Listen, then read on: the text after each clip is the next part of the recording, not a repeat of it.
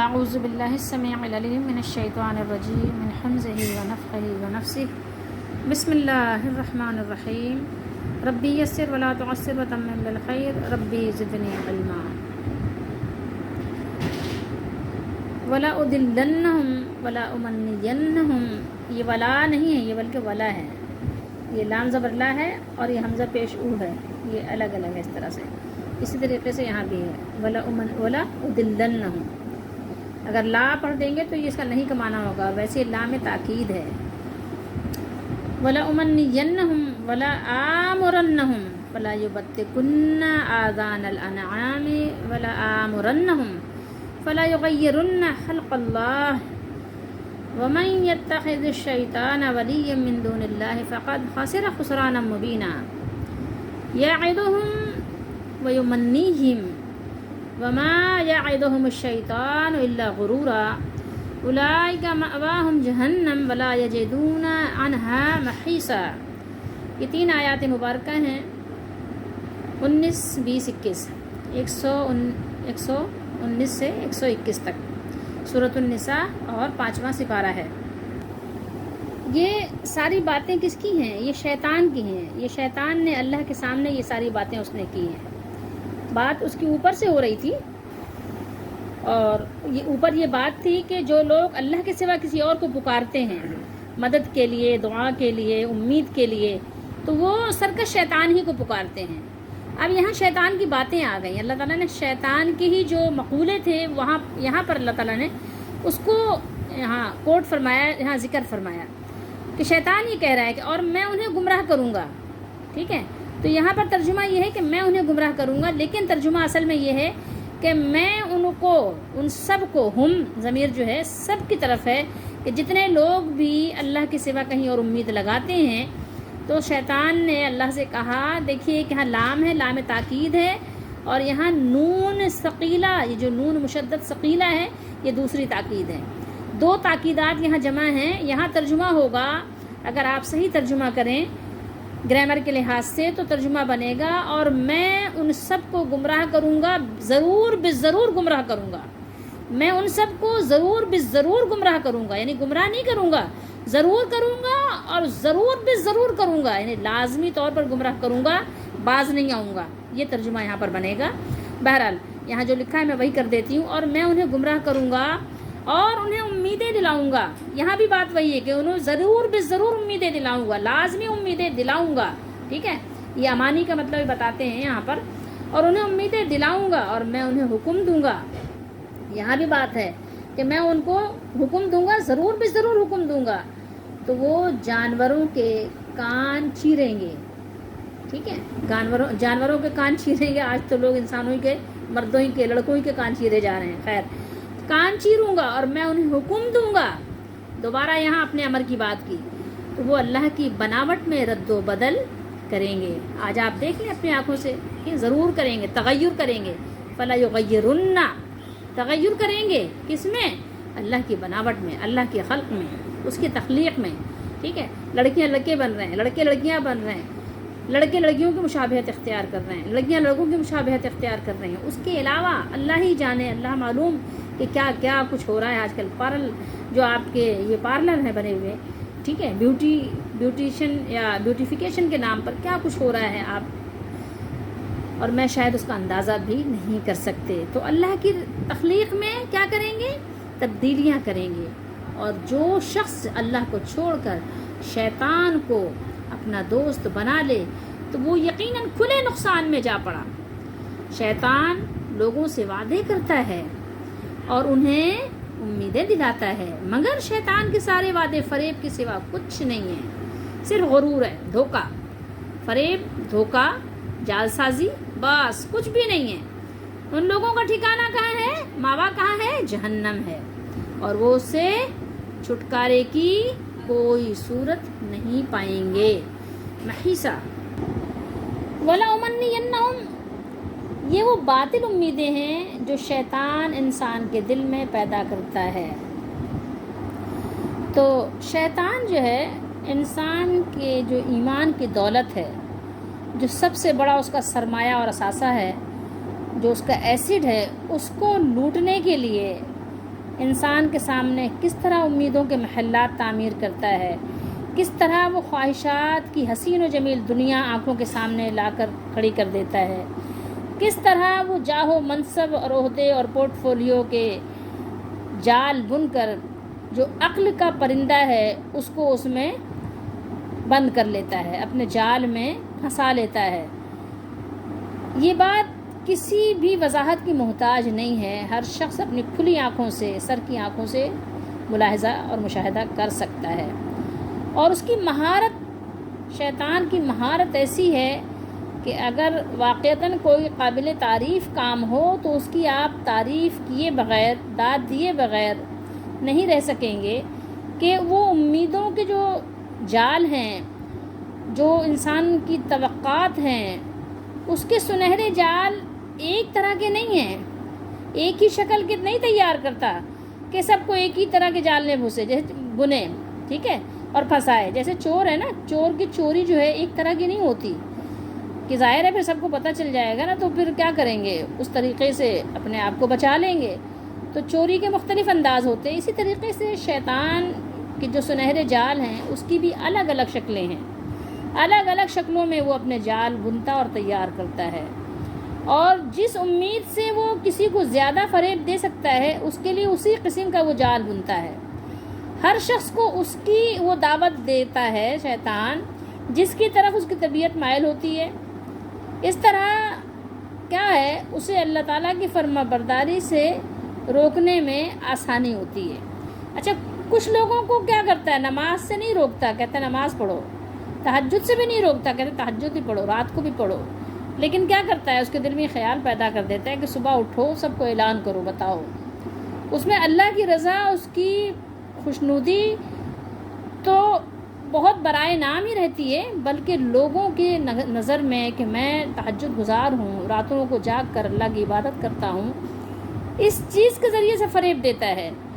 تو بجائے اس کے کہ وہ نیک کام اللہ کے لیے ہو، وہ بندوں کے لیے اللہ سے زیادہ ہو جاتے ہیں، تو ان کی اجر و ثواب کی امیدیں پھر شیطان سمجھ لیتا ہے کہ اب باقی نہیں رہی، تو ہر ایک کے لیے وہ الگ الگ جال بنتا ہے۔ کسی کو وہ بخیل بنا کر بخل کی دعوت دیتا ہے اور بخل کو خوبصورت بناتا ہے، اور کسی کو سخاوت کے خوبصورت مناظر دکھا کر انسانوں میں ایسا شہرۂ آفاق اس کا تصور قائم کر دیتا ہے کہ یہ اتنا سخی ہے، تو وہ اسی بیچارے فریب اور دھوکے میں آ کر کہ میں تو اتنا سخی ہوں اور اللہ کے نزدیک سخاوت کی بڑی قدر ہے، وہ غفور شکور ہے، تو اس لیے وہ کیا کرتا ہے، لوگوں میں اعلان کرتا پھرتا ہے، اور ایسے ایسے جگہ، ایسے ایسے مقام پر وہ خرچ کرتا ہے، سخاوت کا مظاہرہ کرتا ہے کہ لوگ دیکھتے ہیں تو حیران رہ جاتے ہیں اور تعریف کیے بغیر نہیں رہتے۔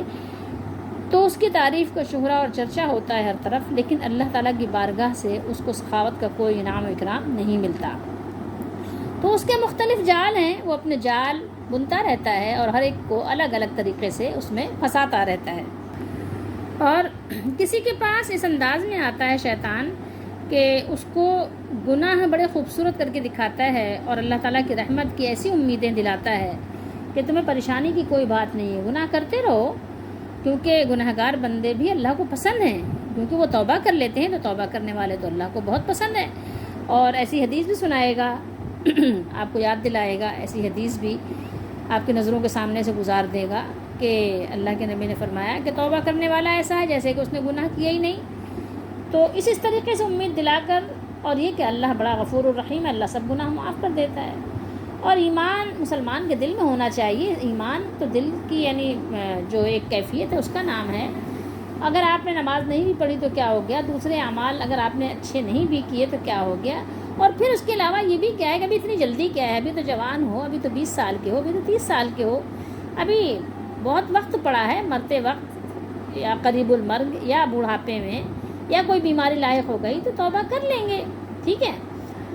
یا جن بزرگوں اور پیروں کا تم دم بھرتے ہو، ان کا اللہ پر بڑا یعنی کرم ہے، بڑا ان کا اللہ تعالیٰ کے ہاں مقام و مرتبہ ہے، ان کا وہاں زور ہے، ان کے بازو بڑے مضبوط ہیں، تم ان کا دامن تھام لینا، وہ تمہیں سیدھے جنت میں لے جائیں گے۔ اس طرح کے بھی شیطان آپ کو وسوسے دلاتا ہے، امیدیں دلاتا ہے، وسوسے نہیں کہیے، امیدیں دلاتا ہے اور یہ سارے آپ سمجھ لیجئے جتنے خیالات ہیں اس قسم کے، تمام خیالات اور گمان شیطانی آرزوؤں میں داخل ہیں۔ تو شیطان نے اپنے تمام ارادوں اور خیالات کا اظہار برملا اللہ تعالیٰ کے حضور میں، اللہ کے سامنے اس نے بیان کر دیے۔ اس نے کہا وَلَأُضِلَّنَّهُمْ، اور ان کو گمراہ کرتا رہوں گا، حق قبول کرنے کے بجائے انہیں گمراہ کر دوں گا۔ وہ حق کو قبول نہیں کریں گے، حق کو سنیں گے لیکن ایسے جیسے بہرے، تو اس طریقے سے یعنی حق ان کو سننے سے بہرا کر دوں گا۔ وَلَا أُمَنِّيَنَّهُمْ، اور امیدیں دلاتا رہوں گا، یعنی ترک توبہ کو ان کے لیے مزین کر دوں گا، خوبصورت بنا دوں گا۔ انہیں امیدیں دلاؤں گا جس کی وجہ سے وہ توبہ کرنے میں بہت دیر کر دیں گے، پھر ان کے نفسوں کے بارے میں انہیں فریب اور دھوکے میں مبتلا کر دوں گا۔ وَلَآمُرَنَّهُمْ فَلَا يُبَتِّكُنَّ آذَانَ الْأَنْعَامِ، آذان کہتے ہیں یہ اذن کی جمع ہے کان کو۔ میں انہیں حکم دوں گا تو وہ جانوروں کے کان چیریں گے، جیسا کہ اللہ نے بیان کیا بحیرہ، سام، حام، وسیلہ، اس طرح کے ان کے ہاں بہت سارے جانور تھے، اونٹنیاں وغیرہ، انہوں نے اپنی طرف سے حلال و حرام کر لیے تھے۔ تو یہ تھا کہ وہ اس طرح حرکتیں وہ کریں گے۔ تو بہرحال وَلَآمُرَنَّهُمْ فَلَا يُغَيِّرُنَّ خَلْقَ اللَّهِ، اور یہ بھی کہتا رہوں گا کہ وہ اللہ کی بنائی ہوئی صورتوں کو بدلتے رہیں۔ اور آج آپ دیکھ لیں، آپ کے سامنے ہے، سب آپ ملاحظہ کر رہے ہیں کہ کیسی کیسی اللہ کی تخلیق میں تبدیلیاں ہو رہی ہیں، کس انداز سے ہو رہی ہیں۔ حدیث شریف کے حوالے سے اس میں ایک گودنا بھی ہے، ٹھیک ہے، جو جسم پہ طرح طرح کے ڈیزائننگ بنواتے ہیں، اس کے مختلف نام رکھتے ہیں۔ آج آپ دیکھ لیں کہ کتنی تبدیلی ہو رہی ہے۔ اللہ کے نبی صلی اللہ علیہ وسلم نے بیان کیا ہے کہ ایسے لوگوں پر لعنت ہے، لیکن یہ کام بہت یعنی کہنا چاہیے کہ کثیر تعداد میں لوگ کر رہے ہیں، کروا رہے ہیں، گودنا اور گدوانا۔ اللہ تعالی ہم سب کی حفاظت فرمائے۔ تو اسی طریقے سے جانوروں کے چہرے پر داغ لگانا یہ بھی منع کیا گیا ہے، اور اللہ تعالیٰ کی لعنت کا باعث ہے۔ حدیث شریف میں ایسا کرنے والے پر اللہ تعالیٰ لعنت کرے کے الفاظ موجود ہیں۔ حضرت عبداللہ بن مسعود رضی اللہ تعالیٰ عنہ نے بیان کیا کہ گودنے والی کون؟ جسم پر سوئی وغیرہ سے سرما یا نیل بھرنے والی، جو آپ آج کل دیتے ہیں، جس کو آپ جانتے ہیں نا ٹیٹو کے نام سے وغیرہ، اور گدوانے والی، چہرے کے بال صاف کرنے اور کروانے والی۔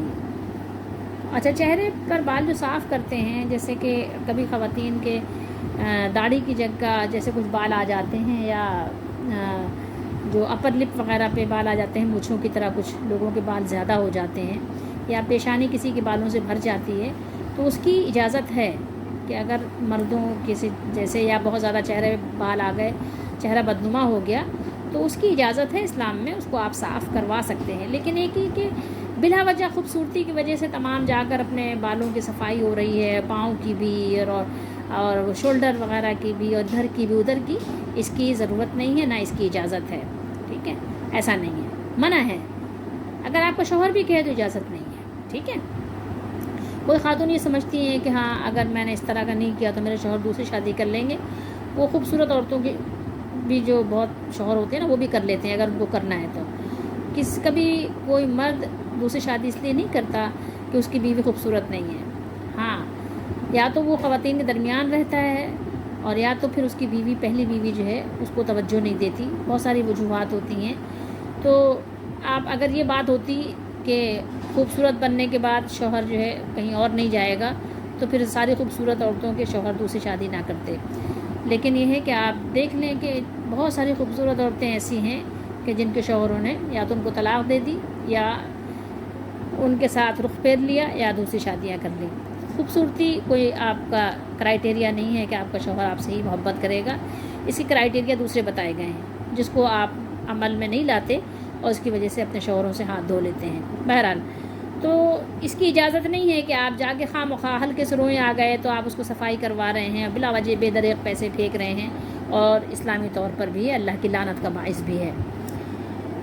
تو آج آپ دیکھ لیں کہ چہرے کے بال صاف کرنے اور کروانے والی، حسن کے لیے دانتوں میں فاصلہ کرنے والی، دانتوں میں بھی کیا ہے، اس کی گھسائی ہو رہی ہے، ٹھیک ہے، اور اللہ تعالیٰ کی تخلیق کو بدلنے والی عورتوں پر اللہ تعالیٰ کی لعنت ہو. حدیث شریف کے الفاظ ہیں، عبداللہ بن مسعود رضی اللہ تعالیٰ عنہ نے بیان کیا. انہوں نے فرمایا کہ میں اس پر لعنت کیوں نہ بھیجوں جس پر رسول اللہ صلی اللہ علیہ وسلم نے لعنت فرمائی ہو. یعنی عبداللہ بن مسعود بھی لعنت بھیج رہے ہیں اس پر. کیوں بھیج رہے ہیں؟ کیونکہ ظاہر انہوں نے اللہ کے رسول صلی اللہ علیہ وسلم کی زبان مبارک سے لعنت بھیجنا سنی تھی، اور اس کا اللہ تعالیٰ کی کتاب میں بھی ذکر ہو، ٹھیک ہے، اللہ کی کتاب میں ذکر موجود ہے. اچھا، آپ کا اشارہ اس ارشاد باری کی تعالیٰ کی طرف تھا، وما آتاکم الرسول فخذوہ وما نہاکم عنہ فانتہوا، کہ جو چیز تمہیں رسول اللہ صلی اللہ علیہ وسلم عطا کریں، جو دین کی بات سکھائیں وہ سیکھ لو، اس پر عمل کرو، اور جس چیز سے منع فرمائیں اس سے رک جاؤ، اس کام کو مت کرو، ٹھیک ہے. تو رسول اللہ صلی اللہ علیہ وسلم نے بال کو یہ صاف کروانا خامخواہ چہرے پہ تمام یہ جو کرواتے ہیں یہ منع فرمایا اس سے، تو اس سے ہمیں رک جانا چاہیے، اور جس چیز کا آپ نے حکم دیا وہ ہمیں کرنا چاہیے. تو یہ بات ہمیں مان لینی چاہیے، ٹھیک ہے. اس کے علاوہ بھی قرآن مجید میں بے شمار باتیں اس طرح سے ہیں کہ اللہ کی تخلیق کو تبدیل مت کرو، لا تبدیل لخلق اللہ. آگے مزید فرمایا وَمَن يَتَّخِذِ الشَّيْطَانَ وَلِيًّا مِّن دُونِ اللَّهِ، فرمایا کہ اور جو شخص بنا لے شیطان کو اپنا دوست، ولی بنا لے، ولیم جو اپنا ولی بنا لے کس کو؟ شیطان کو. اور جس شخص نے اللہ کو چھوڑ کر شیطان کو دوست بنایا وہ صریح نقصان میں پڑ گیا. کیا مقصد ہے؟ کہ وہ دنیا اور آخرت میں کیا ہوا؟ ناکام و نامراد ہو گیا، اور ایک ایسا خسارہ اس نے اٹھا لیا، ایسا خسارہ اس نے حاصل کر لیا جو کسی صورت میں بھی فلفل نہیں ہو سکتا، اس کی بھرپائی کسی صورت میں نہیں ہو سکے گی. اب آئیے آیت نمبر 120 پر، وعد یعید، ٹھیک ہے، وعد یعید، اور ہم تو یہ غائب کی ضمیر ہے. یعدہم ویمنیہم وما یعدہم الشیطان الا غرورا، وہ ان کو وعدے دیتا ہے، کون؟ شیطان، اور امیدیں دلاتا ہے، اور جو کچھ شیطان انہیں وعدے دیتا ہے وہ دھوکہ ہی دھوکہ ہے، فریب ہی فریب ہے، جھوٹ ہی جھوٹ ہے. اور شیطان کا اس میں کوئی کہنا چاہیے کہ اس کا ہم پلہ نہیں ہے، کوئی اس کا عشر عشیر، کوئی اس کا مد مقابل نہیں ہے مکر و فریب اور دھوکے کے لحاظ سے. ایسا مکر و فریب شیطان سکھاتا ہے انسان کو کہ انسان عاجز اور حیران رہ جائے. تو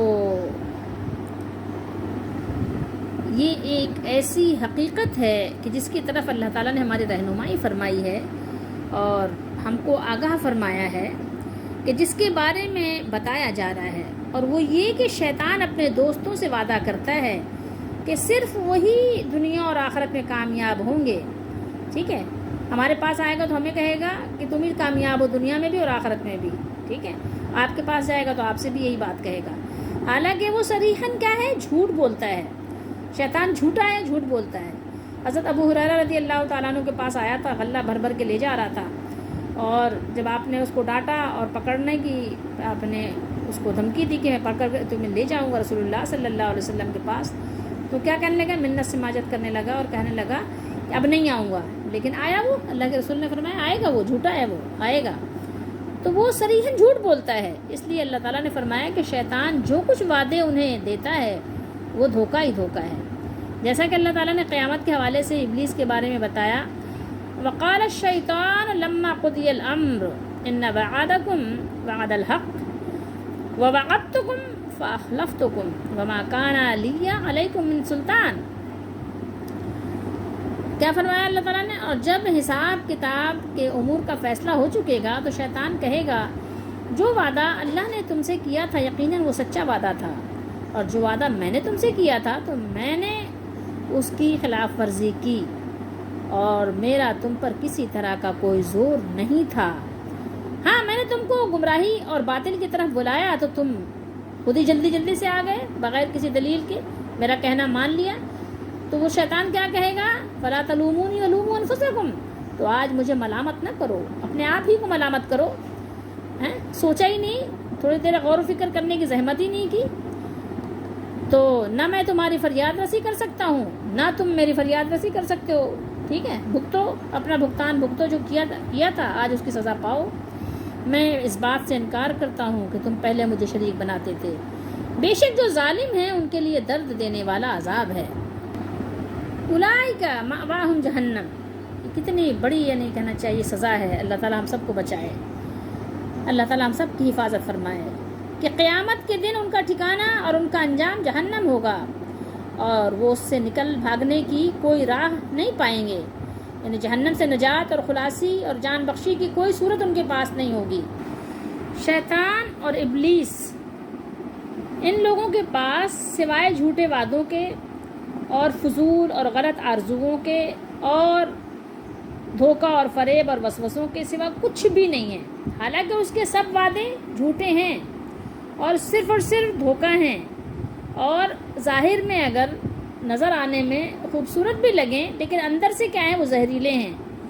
لیکن اس کے باوجود اپنے دشمن کو جانتے پہچانتے ہوئے پھر بھی اس کے وعدوں پر اعتبار کر لینا، یقین کر لینا اور غلط آرزوؤں کو سچ سمجھنے کے لیے اس میں اپنا پورا زور لگا دینا، اس کا نتیجہ کیا ہوگا؟ اس کا نتیجہ جہنم کے سوا اور کچھ بھی نہیں ہوگا۔ اللہ ہم سب کی حفاظت فرمائے۔ تو اللہ نے فرمایا کہ ان کا ماوا، ان کا ٹھکانہ جہنم ہے۔ اب ہمیں ان آیات مبارکہ میں اپنے لیے سبق تلاش کرنے کی ضرورت ہے کہ ہمارے لیے بھی اس میں سبق موجود ہے۔ جی، ہمارے لیے اس میں سبق ہی سبق ہے کہ ہم اپنا آپ کیسے بچائیں، اپنے آپ کو دھوکے اور فریب سے کیسے نکالیں۔ تو اس میں بہت سارے سبق موجود ہیں، ہمیں چاہیے کہ ہم اس پر قرآن مجید کی آیات پر غور کریں۔ شیطان کا تو کام ہی صرف وعدے کرنا اور امیدوں کے سبز باغ دکھانا ہے۔